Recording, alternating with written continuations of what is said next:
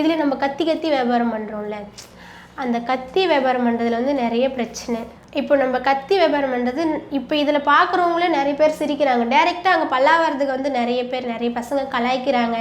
ஒரு மாதிரியா 10 ரூபா 10 ரூபான்னு வியாபாரம் பண்ணுற பொண்ணு தானே இது, 10 ரூபா 10 ரூபான்னு வியாபாரம் பண்ணுற பொண்ணு தானே இது, அப்படி நிறைய யூடியூப்லாம் வர ட்ரோல் பண்ணிலாம் வர போட்டு வச்சுருக்காங்க. அதெல்லாம் பார்க்கும்போது லைட்டாக கஷ்டமாக இருந்தாலும் அவ்வளோதான்.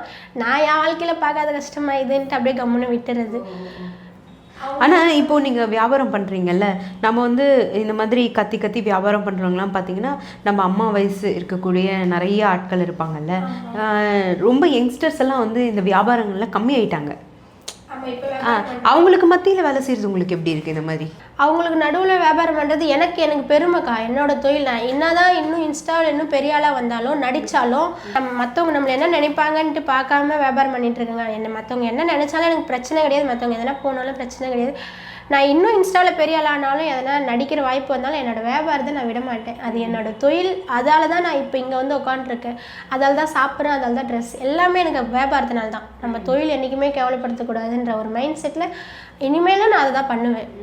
கிட்டத்தட்ட எத்தனை வருஷமாக இந்த வேலை செஞ்சிட்ருக்கீங்க? எனக்கு கருத்து தெரிஞ்சதுலேருந்து நாங்கள் இருக்கோங்க்கா மார்க்கெட்டில். கருத்து தெரிஞ்சதுலேருந்தே மார்க்கெட்டு தான். ஆனால் நீங்கள் மறக்க முடியாத உங்களுக்கு ஏதாவது விஷயம் இருக்கா? யாராவது கிண்டல் பண்ணதோ இல்லை அசிங்கப்படுத்தினதோ ஏதாவது இருக்கா?